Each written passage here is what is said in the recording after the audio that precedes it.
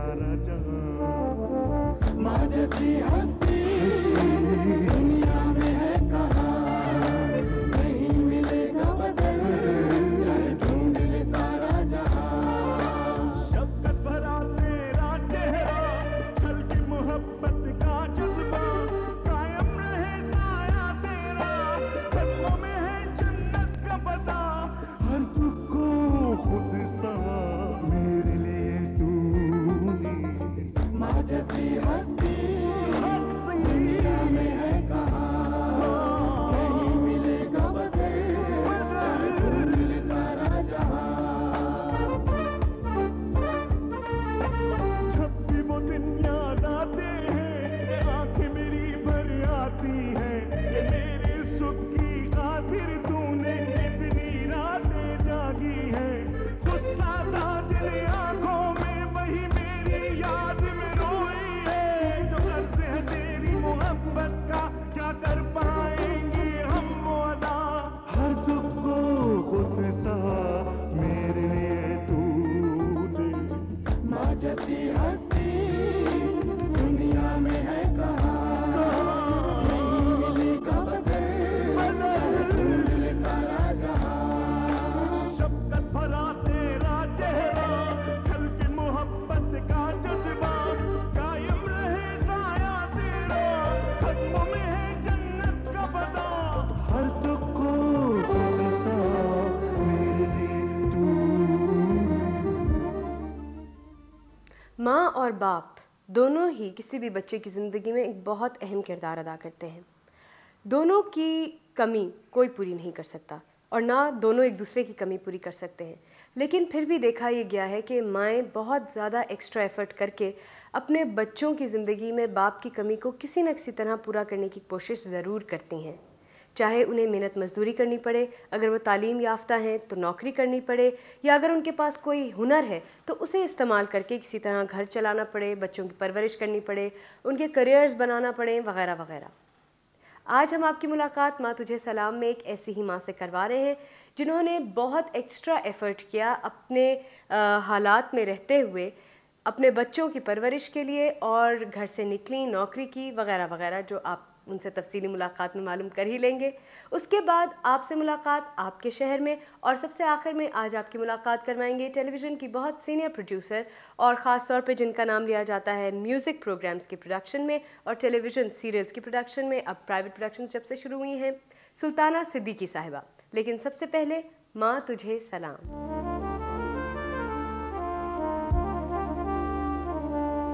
माँ तुझे सलाम में आज हम आपकी मुलाकात करवा रहे हैं मारिया और उनकी दादी से। और मारिया ने हमें लिखा है, मेरा नाम मारिया है, मैं ये ख़त अपनी दादी के बारे में लिख रही हूँ। मेरी दादी ने ज़िंदगी के बहुत से नशेब व फराज देखे। सिंध में हमारे दादा बहुत ही अच्छे कारोबारी आदमी थे। अचानक हमारे दादा बीमार रहने लगे और उनको टीबी जैसी मुहलिक बीमारी हो गई। 9 साल तक दादा बीमारी की हालत में बिस्तर से लगे रहे। जो कुछ भी था वो सब दादा की बीमारी के इलाज में ख़त्म हो गया। दादा के इंतकाल के बाद दादी को अपने 7 बच्चों की परवरिश के लिए अस्पताल में बतौर नर्स नौकरी करना पड़ी और अपने औलाद के बेहतर मुस्तकबिल के लिए मेहनत करती रहीं। आज अल्लाह ताला ने उनकी मेहनत का सिला उनकी औलाद की कामयाबी की सूरत में उनको दिया है। मेरी दादी ने ज़िंदगी के नशेब व फराज का सामना बड़ी हिम्मत से किया है और आज वो एक कामयाब माँ हैं। मैं चाहती हूँ कि आप इस बाहिम्मत और कामयाब माँ से आकर मिलें। जी बिल्कुल मारिया, आज हम आपसे और आपकी दादी से मिलने आपके घर आ रहे हैं। अस्सलाम वालेकुम जी। सानिया आप मारिया? मैं हूँ मारिया। आप हैं मारिया? मारिया, आपने हमें खत लिखा था। बिल्कुल लिखा था। तो हम मिल सकते हैं आपकी दादी से? बिल्कुल आप मिल सकते हैं। आ जाइए अंदर। Most welcome. Thank you thank you. अस्सलाम वालेकुम जी। अस्सलाम वालेकुम। वालेकुम सलाम बेटा। अच्छा अम्मा जी, हमें आपके बच्चों ने, ख़ास तौर पे मारिया ने ख़त लिखा और मैं बताया कि आपने कितनी मेहनत की, कितना कुछ आपने दोबारा से हासिल किया। पहले हालात बहुत अच्छे थे, फिर उतार चढ़ाव देखा आपने बहुत। तो आप हमें बताइए कि क्या देखा आपने ज़िंदगी में, क्या मुश्किलात देखी? पहले हालात कैसे थे आपके? पहले हालात बहुत अच्छे थे, बहुत बड़े कारोबार थे। तो फिर मेरे मियाँ बीमार रहने लगे, 7 बच्चे थे मेरे। फिर हमारा असल घर इधर था, उधर तो कारोबार के लिए गए हुए थे। फिर बहुत उधर किधर कहाँ? जैकाबाद सिंध। अच्छा, जैकबाद। पहले चमन में थे, कोयटा चमन। उधर हमारी गाड़ियाँ थी, वो काबुल जाती थी, कंधार जाती थी। फिर कुछ मसला बन गया उनका, तो फिर हम जैकाबाद आ गए। इधर आके कारखाना ले लिया, गाड़ियाँ बेच दी, तो अच्छा कारोबार चल रहा था। एक मेरे मियाँ थे, एक उसका भाई था। फिर ज़मीन भी थी 2 मरबे, अच्छा खासा कारोबार था। फिर मेरे मियाँ बीमार रहने लगे। उन बाद में पता चला कि इनको टीबी हो गई है। 30 साल हो गया मेरे मियाँ को फौत हुए। 9 साल मेरे मियाँ 4 पाई पर रहे, एक पाई का काम नहीं किया। 9 साल आपके शौहर बीमार रहे, तो उनका इलाज, उसमें पैसा सब? इलाज मेरे पास काफ़ी जेवर था, पैसा था, बैंक में सब कुछ था। 2 दफ़ा 3 दफ़ा तो मैं उनको कोयटा बरूरी अस्पताल में, फातिमा जना अस्पताल में दाखिल कराया। 9 माह के कोर्स कराए कि ठीक हो जाएंगे तो लानत पड़े चीज़ों पर, फिर कमा लेंगे। मगर वो किस्मत में नहीं था कि वो ठीक होते। फिर मैंने सोचा कि किसी के आगे हाथ फैलाना तो बहुत बुरी है बात है, ताना बन जाएगा मेरे बच्चों के लिए। मैंने मुलाजमत कर ली मेरे पास ये अस्पताल में। फिर मैंने काम शुरू कर लिया। मेरे बच्चों ने भी अपना कुछ थोड़ी थोड़ी साथ पढ़ाई और कुछ मजदूरी शुरू कर ली। बच्चों ने मेरा बहुत साथ दिया, जो कुछ दिन को मिला है शाम को लाके मेरे आगे रखा है। अच्छा मुझे, जब आपने ये दाई का काम शुरू किया, यानी नौकरी आपने एक तरह से मुलाजमत शुरू की, तो यहाँ तो लोग आपको जानते होंगे, मोहल्ले वाले, पुराने आपके जानने वाले, क्या इतना मालो असबाब था, अमीर थे, तो उन्होंने इतराज़ नहीं किया कि कहाँ जा रही हो बुर्का पहन के? इतना अपना घर था इधर बहुत बड़ा, सब रिश्तेदार थे, सबको पता था कि क्या मजबूरी पड़ी है। इनको 9 साल हो गए, इसके मियाँ चारपाई पर हैं, 7 बच्चे हैं। पहले लोग मेरे पास उधर जाते थे, 3-3 महीने रह के आते थे, फिर मेरे से खत लिखना भी किसी छोड़ दिया था सब लोगों ने। रिश्ते छोड़ दिया आप? सब ने छोड़ दिया था। कोई नहीं आया आपसे ना मदद वो पूछता ही कोई। महल्ले वाले मेरा साथ देते थे, क्या है कोई तकलीफ़ है तो उनको बताती थी, फ़ौरन मेरे सर पे खड़े हो जाते थे। अपनों ने सब ने छोड़ दिया था मुझे। बाहर जाती थी गांव में, इतनी दूर पैदल जाना पड़ता था, वापस आती थी तो रास्ते में बाज़ दफ़ा रोती थी, घर के करीब आती थी तो अच्छी तरह आँच रुफिश कर लेती थी कि मेरे बच्चे ना देख लें कि ये अम्मा साहब हमारी रोती क्यों आई। फिर अल्लाह का करम ऐसा हुआ कि सभी अपना हर वक्त कहती रहती थी कि देखना अपना आप संभल के चलो, तो वाकई उन्होंने मेरी सुन ली। 5 बेटे थे मेरे माशाल्लाह। दुआएं बहुत करती थी कि या अल्लाह इनको चोर चक्के नहीं बनाना। आपको इस बात का डर था? हाँ बहुत डर था। रात को 2-2 बजे तक तो यही सोचती थी कि या अल्लाह को ऐसा ना हो कि पुलिस आके मेरा दरवाज़ा खटकाए, मैं बुर्का पहनती हूँ, बाप सर पे नहीं है। तो जब मैं सो जाती थी तो मुझे यही पता चलता था कि मेरे दरवाजे पे पुलिस खड़ी है, तो मैं कहती थी मैं खोल दिया है, वो बैठे ले जाओ। फिर काँप जाती थी, जागती थी। पर इसी तरह कर कर आके खुदा ने मेरी सुन ली, मेरे बच्चे बहुत लायक हो गए। अच्छा ये जब आपको ये डर होता था कि तो लड़के हैं ये इधर उधर चले जाएंगे, तो सब एक जितने थे, एक बराबर, जैसे एक बिल्कुल बराबर, कपड़े भी एक जैसे ही पहन लेते थे, पता नहीं चलता कि जिसने पहन लिया। तो आप इनको कुछ खास तरबियत देती थी? आपने इन्हें कुछ खास बताया? आप क्या बात करती थी इनसे कि बेटा क्या ना करना, तुम क्यों ना करना? नहीं, रात को जब लेटते थे ना तो फिर जो बच्चों को सबक दिया जाए वही बच्चे करते हैं। प्यार से दिया जाए, मार से कुछ नहीं होता, मारने पीटने की कायल नहीं है। कुछ नहीं होता। इनका बाप भी बहुत अच्छा था, तहज्जुद पढ़नी, नमाजें पढ़नी, ये वो, तो कहती थी कि अच्छे बाप की औलाद हो, किसी की चीज़ नहीं उठाना, किसी के साथ ज्यादती नहीं करना, मोहल्ले वालों के अच्छा सलूक करना। वाकई ये करते थे। इन्होंने शुरू में वो किराए की गाड़ियाँ लेकर चलानी शुरू की, जो मोहल्लेदार मिला किसी से किराया नहीं लिया। मैं हमारी माँ कहती है नहीं लेना। अच्छा आपको जब ये बच्चे बाहर कमाने जाते होंगे छोटी उम्र में, दुख होता होगा आपको कि मैं कहाँ थी, मैं क्या कितनी चीज़ों की मालिक थी मैं? नहीं बेटा नहीं, ऐसे नहीं होता है। वक्त तो सब पर आ जाते हैं, शुक्र अल्हम्दुलिल्लाह। सब्र से वक्त गुजरता है, घबरा जाए तो इंसान का वक्त नहीं गुजरता। अच्छा फिर दोबारा से आपकी तरक्की शुरू हुई? जी हाँ, मेरे बच्चों ने काम करना शुरू किया दिन और रात, और अल्लाह ने उनके बरकत डाली। फिर जब ये सारे अपना अच्छे खड़े हो गए कमाने के लिए, उन्होंने कहा अम्मा जी अब बाहर नहीं जाना। मैंने कहा नहीं जाऊँगी। अच्छा कैसा लगता है इतना उतार चढ़ाव ज़िंदगी में देखने के बाद, खुद कैसा महसूस करती तो अल्लाह का शुक्र अदा करती हूँ। गाड़ी में बैठती हूँ तो मैं कहती हूँ या अल्लाह तेरा शुक्र है, जिस मोटर में उतर गई थी तो मैं तो सब्र भी नहीं करती थी कि ये दोबारा दिन मेरे ऊपर आएंगे। अच्छा अब आपकी क्या ख्वाहिश है, अब आपके दिल में क्या अरमान है कि क्या करना क्या चाहती हैं? मेरे दिल में तो अल्लाह ताला ने अब कोई अरमान नहीं छोड़ा, दुनिया की हर चीज़ मेरे पास है। एक दफ़ा मैं हज करके आई हूँ, 6-7 साल हो गया।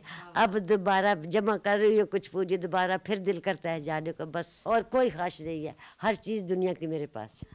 माशाल्लाह। और वाकई आप जैसे लोग जो इतनी मेहनत करते हैं, अपने खोए हुए मान को, इज़्ज़त को, हर चीज़ को दोबारा हासिल करने की हिम्मत रखते हैं, उन्हें किसी चीज़ की ज़रूरत होती भी नहीं। हमारी तरफ से एक छोटा सा तोहफ़ा है आपके लिए जो आपको हमारी याद दिलाएगा कभी कभी। बहुत बहुत शुक्रिया। आपका बहुत बहुत शुक्रिया, और हमारे लिए भी दुआ कीजिएगा। बहुत बहुत शुक्रिया। खुदा हाफिज़। दोस्तों, इस मुलाकात के बाद हम हमेशा लेते हैं एक छोटा सा ब्रेक के उस तरफ आपसे मुलाकात होगी आपके शहर में।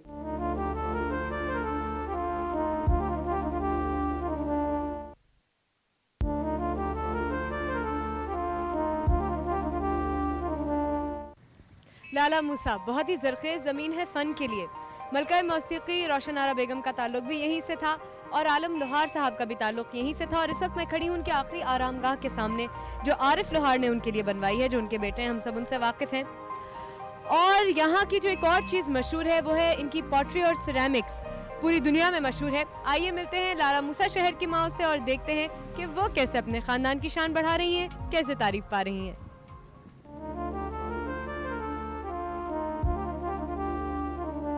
इस दीवार में से हीट निकल रही है, हालांकि सर्दियां हैं और गरम गरम कुछ लग रहा है। इनसे पूछ लेते हैं इनके घर में क्या हो रहा है। भाई अस्सलाम वालेकुम जी। हम प्रोग्राम माँ की तरफ से आए हैं, आपसे कुछ बात कर सकते हैं? हाँ ज़रूर, क्यों नहीं। क्या नाम है आपका? आसिया बतूल। आसिया मुश्ताक। ये बताइए, दीवार आपके घर की है? इधर जो ये वाली है दूसरे साथ वालों की? ओहो अच्छा, सॉरी, फिर हम आपसे नहीं पूछ सकते कि क्या हो रहा है। अच्छा ये बताइए कि यहाँ बहुत सारे फ़नकार पैदा हुए लाला मूसा में, तो यहाँ पे इसका मतलब है कि फ़न के लिए बड़ी लोगों के दिल में जगह है और लोग पसंद करते हैं आर्टिस्ट को या नहीं? बहुत पसंद करते हैं। बहुत पसंद करते हैं। आलम लोहार साहब आपको कैसे लगते हैं? अच्छे लगते हैं, बहुत अच्छे लगते हैं। आपने सुने उनके गाने? हाँ जी कौन जरूर। सा गाना आपको सबसे अच्छा लगता नहीं मुझे ऐसे नहीं याद। है? आपने सुना है? हाँ जी, आरिफ लोहार का गाना तो नहीं याद आ रहा, लेकिन जिसमें मारिया वास्ती भी है। और आरिफ के लिए बहुत कॉम्प्लीमेंट है कि उसके गाने में जिसमें मारिया वास्ती है वो इनको याद है। बहुत खुशी हुई आपसे मिलके, वेरी स्वीट ऑफ यू। और वो गाना याद करने की कोशिश कीजिएगा, Arif will not be flattered. Thank you very much, बहुत बहुत शुक्रिया।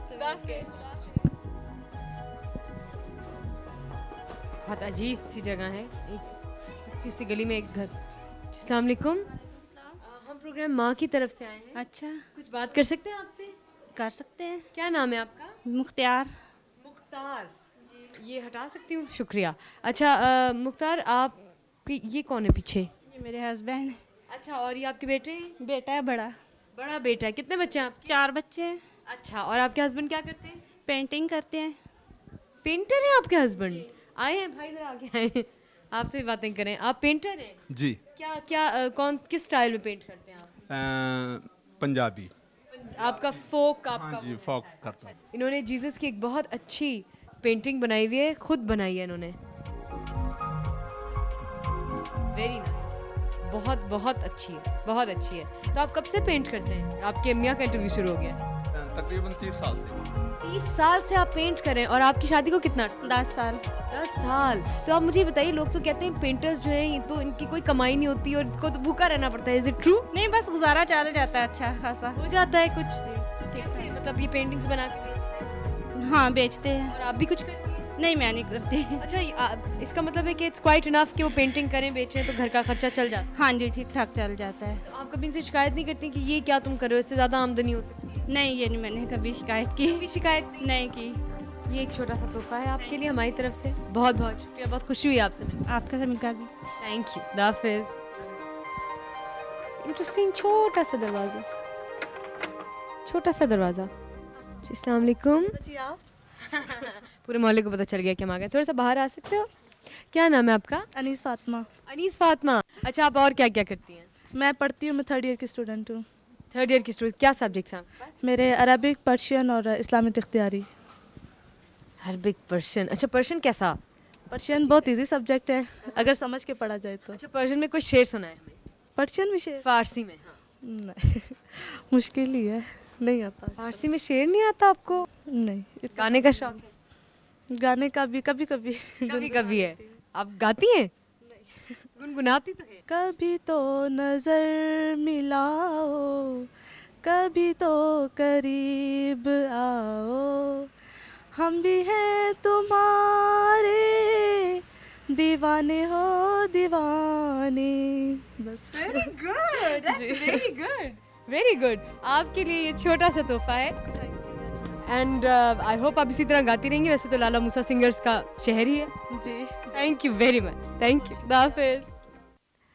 दोस्तों अब लेते हैं एक छोटा सा ब्रेक और ब्रेक के बाद सितारे जिनके दम से हैं में आपकी मुलाकात करवाएंगे टेलीविज़न प्रोड्यूसर और मूमल प्रोडक्शंस की चीफ एग्जीक्यूटिव सुल्ताना सिद्दीकी साहिबा से। Please don't go away.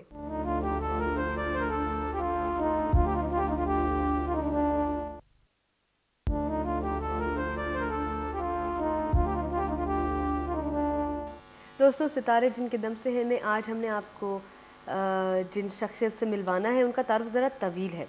Television जब सिर्फ पीटीवी था तब कुछ नाम ऐसे थे जिन्होंने पीटीवी को इस्टेब्लिश करने में बहुत बड़ा रोल अदा किया था और ख़ास तौर पे म्यूज़िक प्रोग्राम्स की इस्टेब्लिशमेंट में चंद ही एक नाम हमें मिलते हैं और ये नाम उन नामों में से बहुत मुअज़्ज़ज़ नाम समझा जाता है। और अब आपने हाल ही में टेलीविज़न पर मूमल प्रोडक्शंस की बहुत सारी हिट सीरियल्स देखे तो मूमल प्रोडक्शंस की चीफ एग्जीक्यूटिव हैं, बहुत सीनियर बहुत अच्छी प्रोड्यूसर हैं और मेरी तो खैर दोस्त भी हैं लेकिन इससे आप इनकी उम्र का अंदाज़ा नहीं लगाइएगा। आइए आज आपकी मुलाकात करवाते हैं सुल्ताना सिद्दीकी से।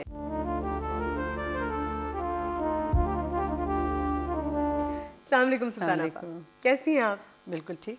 ठीक बोला ना कि आप मेरी दोस्त हैं मगर उम्र का अंदाज़ा नहीं आप। दोस्त मेरे अच्छे अच्छे ऐसे ही होते हैं अपनी उम्रों के कम। अच्छा सुल्ताना आपा, आपने हमारा प्रोग्राम तो देखा होगा। जी बिल्कुल। आपको पता है कि इट्स अबाउट मदर्स। आपसे मैं दो तरह की बात करूंगी, एक तो आपकी अपनी वालदा के बारे में और एक आपसे बहैसियत वालदा के। जी। Because I know you are a very special mother, because I know your sons also. और जिस तरह वो आपके साथ इंटरेक्ट करते हैं, जिस तरह की आपकी फैमिली लाइफ है, you are a very special person to them, you can tell. कोई भी बता सकता है। सही बात है। पहले तो आप मुझे बताइए कि आपका अपनी वालदा के साथ कैसा रिलेशनशिप था, क्या क्या रिफ्लेक्शन आप अपनी पर्सनैलिटी में देखती हैं उस रिलेशनशिप की?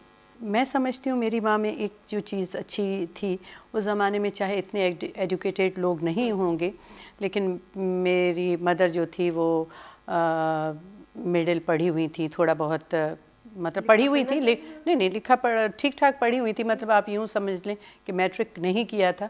लेकिन एक जो सबसे अच्छी चीज़ मुझे उसमें लगती थी, मैं कहती थी कि मेरी माँ ज़हनी तौर पे बहुत पढ़ी लिखी थी बेइंतहा। मैं हमेशा कहती हूँ कि हम इस दौर में रह के भी इस तरह से नहीं हैं, क्योंकि हम लोग 10 भाई बहन थे। अब आप सोचें, और सब एक एक अपनी जगह पे अच्छी तरह वेल एजुकेटेड, वेल एस्टेब्लिश्ड और विदाउट इस कॉम्प्लेक्स के कि हर एक हम समझते हैं कि माँ बाप जो थे वो हमें ज़्यादा चाहते थे। ये एक बड़ी बात है, बहुत बड़ी बात कि हम बच्चे हमेशा कहते हैं कि नहीं बड़ी बहन को ज़्यादा चाहते थे या फला भाई को ज़्यादा चाहते थे, ये ना रहा। तो ये एक बहुत बड़ी बात थी और आपस में यानी अम्मा बाबा की इतनी अंडरस्टैंडिंग थी कि हमारी मजाल नहीं थी कि हम ये समझ लें कि अम्मा ने ना कहा है तो अब्बा हाँ कह देंगे या अब्बा ने ना कहा है तो अच्छा। और रोब हमेशा ये देती थी कि देखो आज तुम लोग हम के अम्मी सब भाई बहन पिक्चर पे आ जाए, नहीं लास्ट वीक गए थे और तुम्हारे अब्बा नाराज़ होते हैं। अब ये पता चला ही नहीं कि वो वाकई नाराज़ होते थे।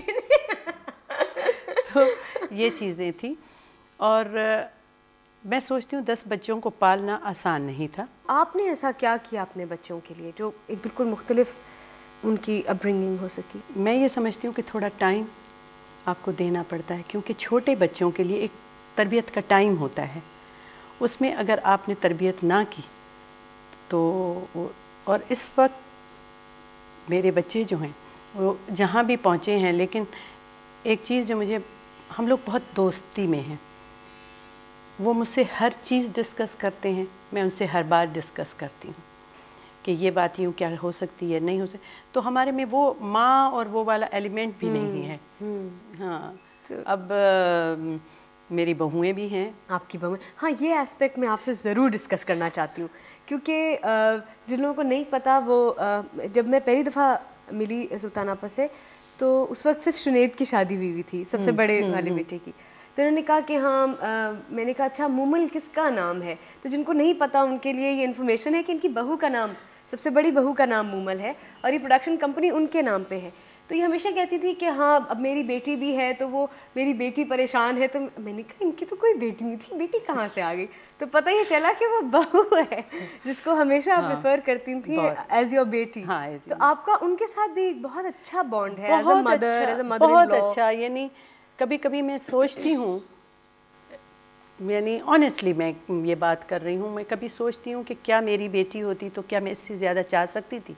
मुझे याद है पिछले दिनों मेरी किसी बहू की तबीयत ख़राब हुई and I was so upset, मुझे समझ ही नहीं आ रहा। उससे पहले जब पहली दफ़ा घर में लड़की आई, क्योंकि हमारा घर ज़रा दूसरे तरीके से चल रहा था लड़के तो मैं डिस्टर्ब अपसेट हुई कि ये क्या हो ये क्या हो गया लेकिन उसके बाद जब वो आई, और अब मुझे लगता है कि इनके बगैर तो हम लोग बड़े नामुकम्मल थे।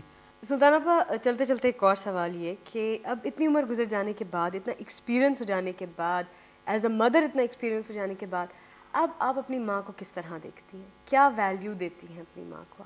अब मुझे अपनी माँ ज़्यादा याद आती है। ज़्यादा याद आती है? जब मैं बहुत थक जाती हूँ, जब बहुत कुछ होता है, तो मुझे हर वो जुमला याद आता है अपनी माँ का, जब वो कहती थी कि जब तुम्हारे बच्चे होंगे तो पता चलेगा। तो वाकई अब मुझे पता चलता है कि माँ का क्या रोल है। वैसे तो आपने कह ही दिया, लेकिन कुछ ऐसा ख़ास जो आप अपनी वालदा से कहना चाहें इस प्रोग्राम के तवस्सुत से?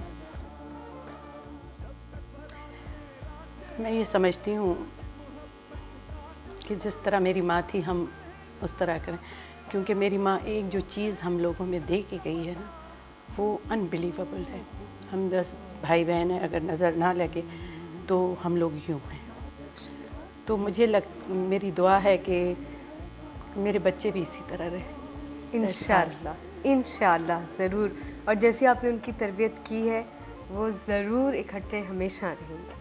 Thank you so much Sultana आपा, थैंक यू वेरी मच।